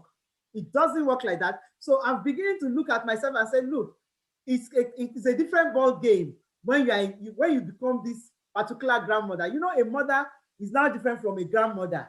So you are putting another cap on and you are learning as you go and you are applying wisdom as you go. So you now feel like, okay, there must be boundaries in anything that you do in this, you know, in this world. You must have it, even if you have a relationship with a friend, let's say your girlfriend or whatever, it will come to a state that you feel like, oh, I need to put boundary between this relationship. If I want this relationship to just continue the way it is. Now, I want to put it across to Sister Ebu and Sister Kemi. A young woman, a young marriage, they just had a baby. Are we still in this 21st century supposed to be supporting our children when they get married, or when they have their babies? Are we still supposed to be going there? Or do we just leave it and let everybody now use their money to go and get somebody to bath their babies? Because this is the trend that we are now. Because we are trying to kind of say to our new, our children that, look, those old ways of doing things is quite different from the way of, because we are now talking about that there should be limits with whatever we need to contribute to our family, our children's marriage. And I think most of the conflict that comes up sometimes comes from this, oh, my daughter has just gotten, just had a baby. Oh, my son has just had a baby. I have to go there to go and, support them. But then you see that it doesn't go down well with the other parties. What do we do? How do we manage this? Please, I know everybody will want to listen to this. So let us learn from you guys, please. Thank you. I think I expressed that I got a family friend that we're very close, and the daughter is like a daughter to me, if you know what I mean. And when she has a baby, it was like our own first granddaughter. All of us just went. We don't even know. We were so overjoyous. You know what they did? The very first day they got home, they did not allow any single mother to actually sleep in their house. That was the first baby, the first night after the check. They asked everybody to go, and they put us on rota to come and help. So two of them just say, it's our child, we can manage. Of course, down the line, I think 2 weeks, 3 weeks down the line, they need help. So now they call for more help. I think, and me, I'm praying for that. Congratulations, sis. I'm praying for that time when I'm going to become grandmother and I have it at the back of my mind. You know what? I'm going to pay for a pair to actually help you. My own grandmother will travel and come and say, hello, you guys okay? I think the bottom line is that if they want us, they would need, to be honest with you, they would need the help in terms of birthing the baby. I think, except maybe they're in the medical profession, they know how to do it. I think early days, if they would definitely need that support. I think we need to offer, not really overbearing. If they actually the early days, I'm pretty sure the early days, to teach them how to wash their hands, some of them will need it. If at least some of us are here and we are local and we can reach out, I think we need to offer, but not overbearing. We know, I remember when my mom was alive and she visited my sister when she had a baby, and my mom just packed and start living. Typical African mother, you pack there and start living. And of course, the issue, and they say, oh, my son-in-law is so rude. I said, why? Yeah, because I stay overnight in their room to help them. Okay, I just say, just pack your bag. You're coming with me tonight. Because why are you sleeping in their room? Why won't it be rude? So for us, I think you said boundaries. And thank God that we, Yoruba, they just say, the eyes, you can tell by the way they look at you, by by their mood and everything. I would strictly say, if you are local and you are around, let's offer to help. However, if they think they know how to do it, then let's allow them to do it. I mean, I'm lucky, I'm blessed because I had all my children in Nigeria, so I have a lot of support. I don't of people, but which is, you have no choice anyway. You can't just say, go, don't come and help me. But you have a lot of people that actually have their children here that they don't have anybody. I mean, I know a lot of my church younger women, early days, that when they have baby, I will offer to go and watch them, teach them how to bath their baby for the first week, then back off. Let's offer but don't let us be overbearing. I think that's where it comes. And if they're happy, let's just leave them. They say they're happy, they want to do. But I think again, I'll go again into training. Please, young people, treat your mother-in-law the way you would treat your mother. Because now you're a mother-in-law. I mean, now you're a grandmother. See how the clock will just turn quickly. Because whatever you do will come back. The way you will treat your mother, and that was one of the things I put at the back of my mind when I get married. Sister Ebu, if it's the way I treat my mother-in-law, I don't think any of these girls will treat their mother-in-law like that too. Because they can't do it. Me, I used to wash clothes for my mother-in-law. We all do that. From UK. I used to wash clothes for my mother-in-law. Don't worry, they will put your clothes in washing machine. We all use our hands. I do that. I will take my housemaid to my parents-in-law. My housemaid will sit down. I will be using my hands to wash their clothes. That's what the tradition asks us to do. And we do it. Don't do it. They will tell you, you're a psychedelic wife. You think you just, that's what.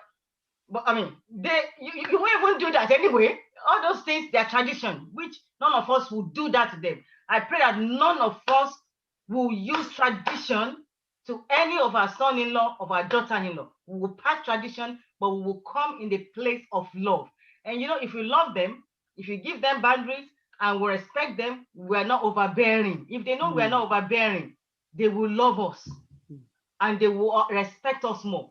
But more importantly, any young people, if you love your mom, you treat your mom nice, please treat your mother-in-law nice because it's your mother. She gave birth to your son, to your husband. So irrespective, I think Sister Jimmy said it, irrespective, but there will be so much things that will happen, so many things that your mother will never do to you. And the mother-in-law will take advantage of. Just look at it, it's my mom again, and just love. Love will always overcome. It is difficult. I'm being real. And Sister Kemi said it. Sometimes quietness, wisdom, love, those are the ingredients. When there's a time to speak, there's a time to keep quiet. If it's a time to speak, speak out. If it's time for you to keep quiet, and another important thing is that don't lose your self-identity. Because a lot of time, what Africans teach us is that once you get into marriage, forget who you are and be somebody different. And that's when the issue comes. Your self-identity, if you know who you are, both in the Lord and yourself, don't lose who you are. Many of us train our children here, they are doctors, they are lawyers, they are accountants, these are solid girls, solid sons. Why would they get to the marriage and you want them to lose those identities? Some of us have praised our children so much in their home before they leave home. They are firm, they are assertive. They get to marriage, somebody expects them to just dump that on the floor and somebody wants to trash it. Don't lose any young people, both male and female, don't lose your self-identity. But embrace, both of you, embrace your self-identity and love each other and love. That's, I mean, so you can emphasize more on love. Yes, I think he carries it all. Okay, thank you, Sister Ibu.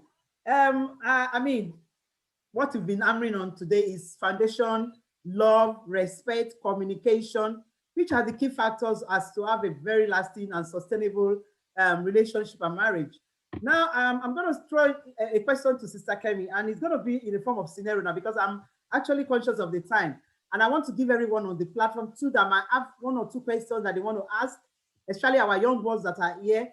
If you cannot ask me direct, if you don't want to say it direct, you can type it in the chat room and I will read your question out for the speakers who will be able to answer your question to the best of their ability.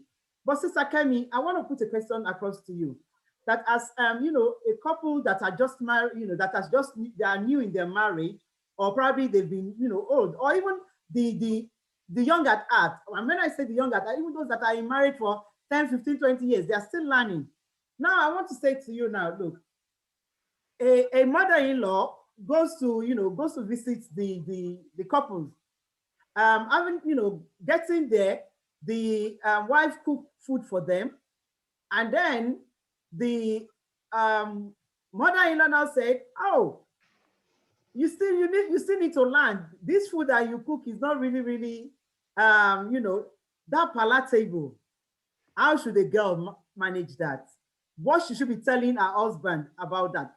Because is a very, very sensitive issue that if the girl is not very careful on how to manage it, it might escalate to something, and it could bring conflict between the wife and the husband, the wife and the mother-in-law. So what are you going to be telling that kind of a lady on the management of that scenario? Thank you. Thank you, ma. I think that scenario is down to individuals. I think Sister Jimmy said something earlier on, which regards to our response to situation. And for instance, if somebody said to me, you didn't cook that meal well, you still need to learn, I can easily say, Mom, really? So you don't like it like this? Maybe when I want to cook tomorrow, you know, in a very jovial, kind of light-hearted way. But if it's a personality that knows that they can't undo that and they take it on the other way, you understand? It is not in the best interest of the woman or the wife to respond immediately. For instance, I would just say, I'm sorry, ma, I don't know, that is not the way you like it. You understand? And just douse that situation and let it settle. But I'll find a place to make my husband know that, perhaps Mama does not really like this type. Is there a way you can find out what she likes?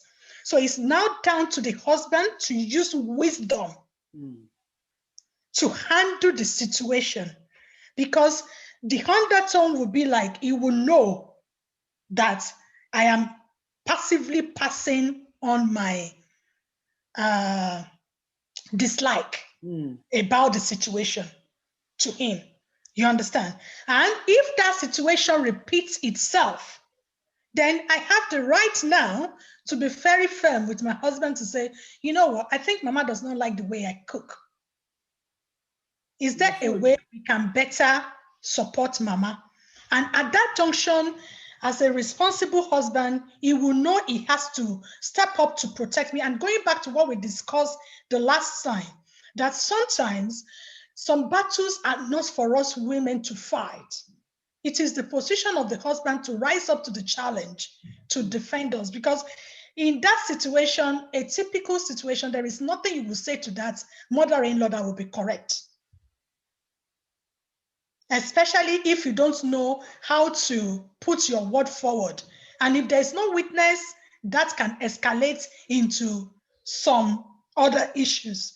So it's better the husband addresses the issue, but whether the husband will now be matured enough to handle it with wisdom is another thing.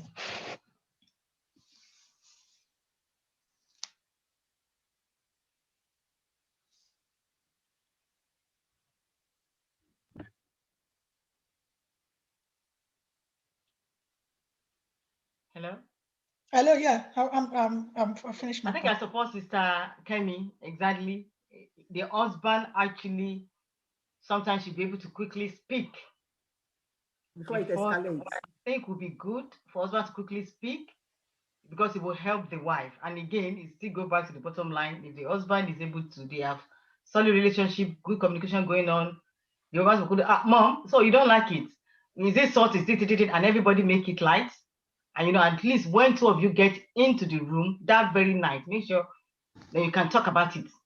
Does that mean Mom doesn't really like my food? Maybe, you know, at least for the first time. And if husband is able to actually, and if husband didn't speak, and you make sure you tell him, you should have supported me when Mom said and say something on my behalf. So that, because the husband might not know, you know, they are young people, might not know you're supposed to say something. So you can just say at home, when you get to the bed at night, my husband or baby, they call it baby now, baby, why don't you just say something and support me in the face of Mom? And next time I need to learn how Mom like his effort, how Mom like his egg, you know, maybe Mom like a bit of sauce or something. Because you just make it light. I mean, I think just Tajimi said it, don't take everything so seriously. Life is too short, you know, because sometimes we misinterpret. Maybe she doesn't even mean it. Maybe she wants to joke. Maybe she just wants to say it or want to even help. And she doesn't know how to. What about, they would say, oh, I've got the issue. I'm coming from home whereby when we do vegetables, we do it in a big bowl and you're supposed to eat it like that, because one of my stepmother is a nurse. So she doesn't believe that you should eat a whole full of vegetable, because for example, and I got imagine when I serve a whole big of vegetable, they will look at me and say, You just want to waste. This one is wasting money. Did you? Because this is a whole bowl of vegetable that 4 or 5 people can eat. You're serving me alone to eat it. So I didn't realize that. Oh, and my mom just said, "Oh, next time half it." However, when you want to serve me, give me my own food the way we do it in our house. But for them, it's about managing. But let's ask the husband to step in and help, and then make sure you talk about it that night so that you don't carry over, and 2 of you will have resolved it. So if mama come next time, if mama make that statement again, your husband will step in and you will say, okay, mama, you know what?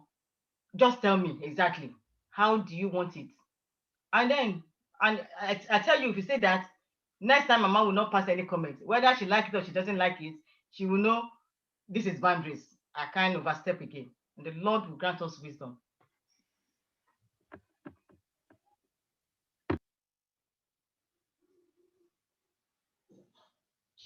Thank you, Sister Ebon. Thank you so much. Thank you. I was reading, you can see me kind of flipping through my phone because there's something I want to read for you people to, to listen to. And it says something about your wife should respect your parents, but she's not there to serve them. You are. What can you say to that, Sister Kemi? Well, from my personal school of thought, I believe that whatever I can do to my mom is what I should do to my mother-in-law. I am married, but that does not relinquish me of my role as a daughter to my mother. I have to serve my mother, but not place her over my marriage. Mm. So in that light, I have to serve my mother-in-law, but not place her over my marriage. And I'll give you an example. If I go to the market and I see, oh, this fabric would be nice on my mother, I should be able to think also, this fabric would be good for my mother-in-law. If I respect my mother, I respect my mother-in-law. But when it comes to serve, there has to be boundary. Like for now, I can't go to Nigeria and my mother will tell me to come and wash her clothes. Mama will be looking for trouble now. Mm. You understand? So if I go to my mother-in-law's house now, and then she has me go and wash that clothes for me, Mommy, there has to be a way to address that. But if I go to Nigeria and I meet my mother-in-law cooking, I may be able to step in to support her if there is nobody around there to support her. Sure. Same as I will do with my mother. In fact, there's some things I may get away with my mother. Definitely. But I may not necessarily get away with my husband. So to me, the service thing is all about having that notion of saying this person, because it's my husband's mother, carries the weight of the treatment I will bestow on my husband or my mother. So I wouldn't have issue with it. But if the mother-in-law make an exemption, unnecessary or unreasonable demand, then you know that is an issue that needs to be dealt with. So it's down to individual common sense. Both the wife and the mother-in-law, whether there's some mother-in-law too that just believe that by the virtue of their wife being married to the particular man, all the responsibility in their family now automatically belongs to that man. You know, so it costs across all sector. Yeah. You understand? And for instance, if my mother comes to my house to help me to look after my daughter, or my mother-in-law and my mother-in-law come, the kind of service I will render to my mom on boundary may be different from what I will do with my mother-in-law. And that is down to relationship. Yeah. But it is not in my place to make a physical segregation that would jeopardize my relationship with her or with my husband. So when it comes to service, it has to be reasonable. It has to be something that it is manageable, tolerant, you know, within tolerant is, and that's why I use the washing and cooking, you know, as an example. They both are chores, but they have different components to them. And also when it comes to saying, giving gifts, because gift is part of service, I won't have to ignore her.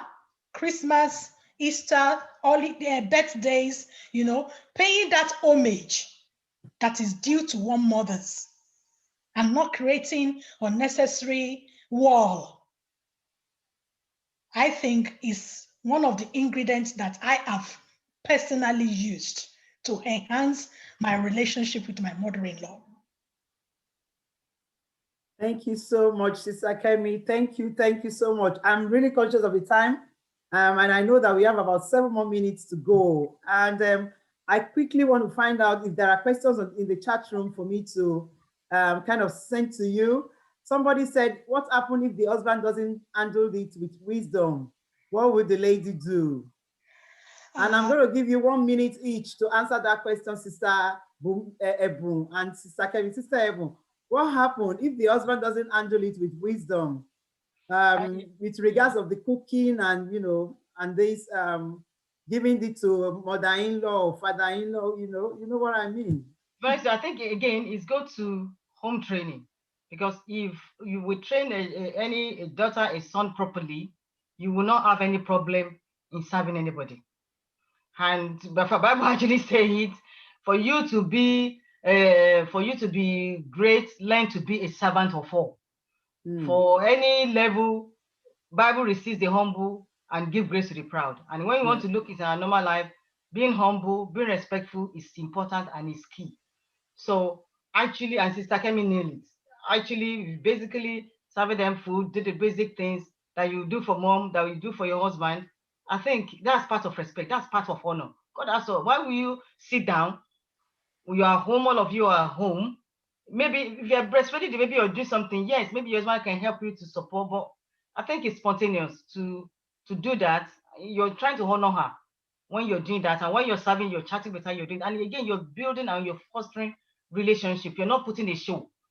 If you have problem not doing that, then you actually have a relationship problem, or probably there's more to it, or there must be issue at the background for any younger person or any younger woman to actually feel that, oh, I'm there, I'm not to serve her. We're not saying serve her and be leaning down and let her be stamping on your feet. But I think the basic honor and respect, you must give it. It is even if it's not Bible, for anywhere, you need to respect the elders. And that is why I would say for that. And I think the wisdom, the husband doesn't know how to handle the wisdom that this sister, one of my sister is asking. I'm pretty sure it's about when the mother-in-law said, oh, the food is not good, you know, that if the husband, and it's true. So husband might actually open their mouth and say, and that's how she cooks. She doesn't know how to cook, don't you know? And in your face, and of course, that will generate a lot of issue and a lot of arguments. And I think if you know that the husband is not likely, but don't make sure you don't actually react. I think that's the place where you need to be quiet, like Sakemi said, because there's a time of quietness. You just hold your peace. Mom will go, and then you sit the young man down and educate him. Because that's the only way. Because if you throw it to the face and you say you throw tantrum, okay, two of you want to gang against me, yeah, you cause more long, because then the mama will have time to actually say, is that what she does with you? Then another story will come, and thank you so much. Because I really want us to tackle all these questions. Sister Mary, you are raising up your hand. Do you want to come up with your question, please? Sister Mary.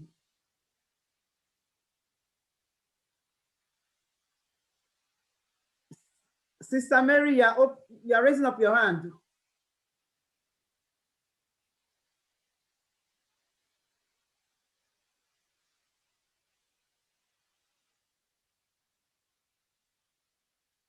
Okay, if Sister Mary is not there, somebody asked a question, and the lady said, what if the What should a wife do if the in-laws don't relate or talk? What should the wife do?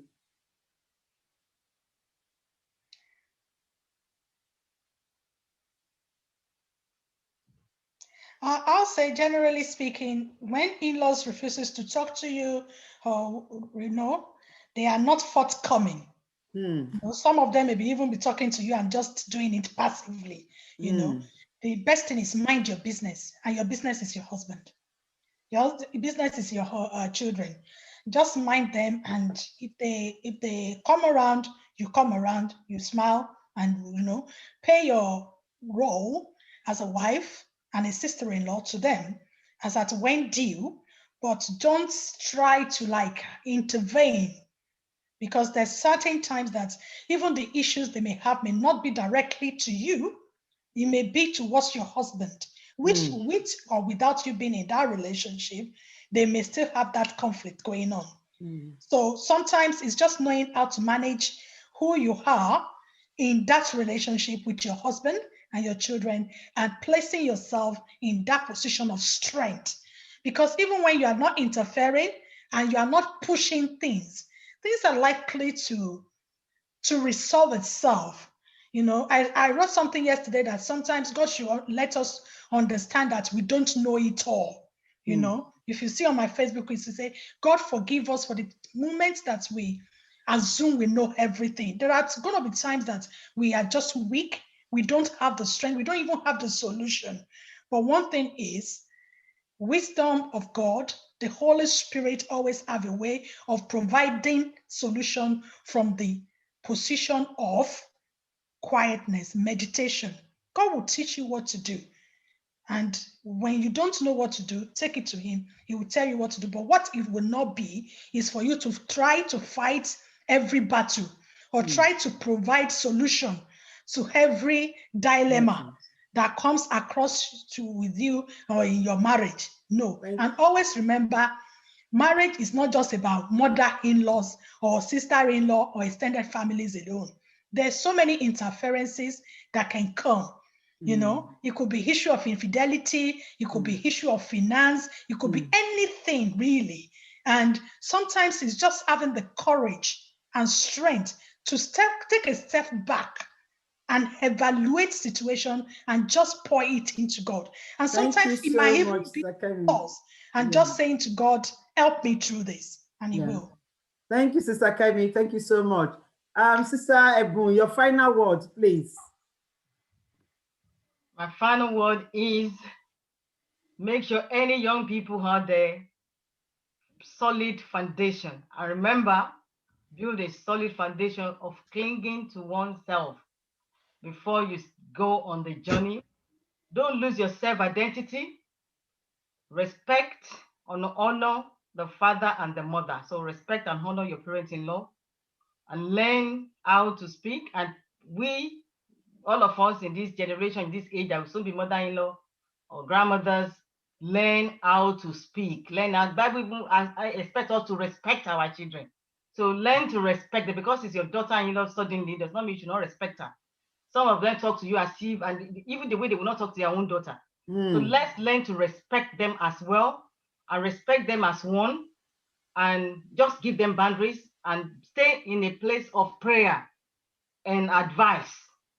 Do not be overbearing. Learn to keep quiet when you need to be quiet. Learn to speak when you need to speak.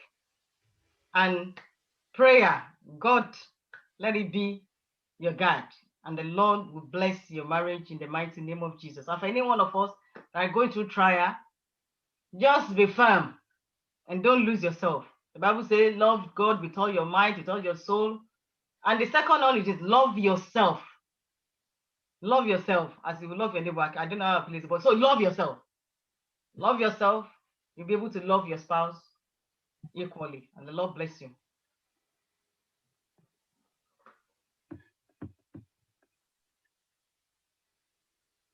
Thank you so much, everyone. Thank you so much. So we've had so many things today, that the basis of a good, marriage with regards to every single thing, every single area of relationship in terms of marriage is foundation.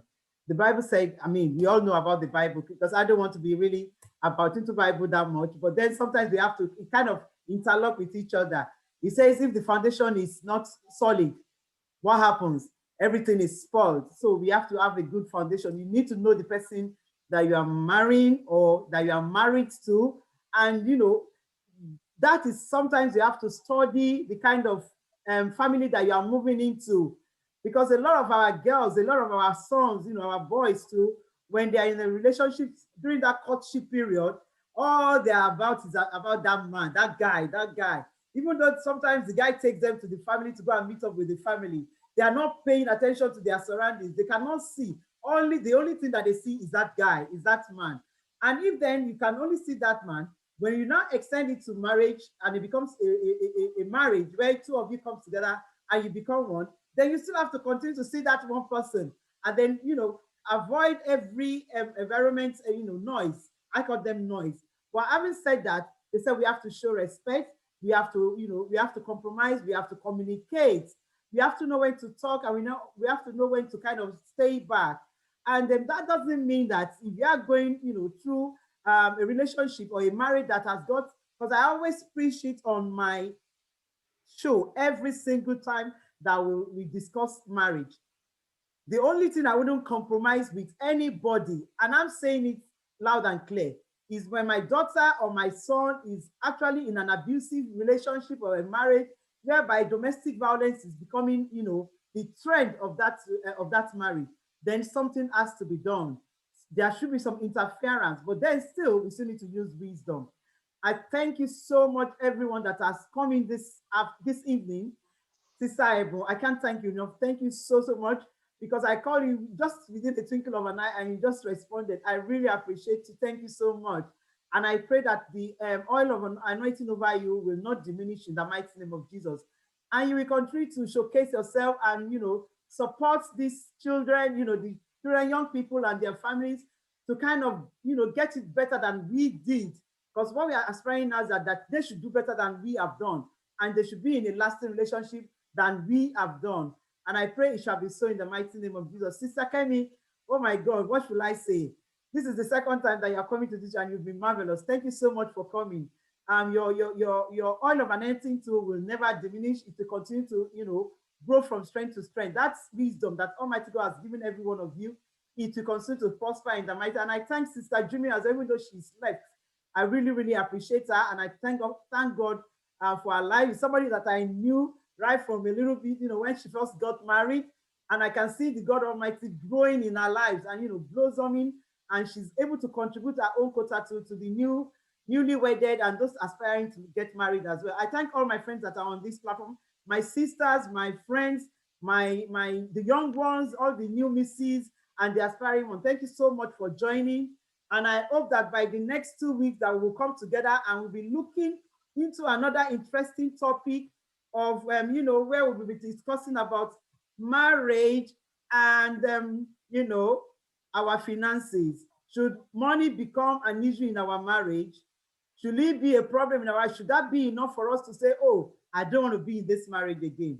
We'll see, and we will bring another people, interesting people that will be joining me to have a discussion on this issue. So I want to say at this point in time that I will be shutting down, and I thank every single, even those people on Facebook.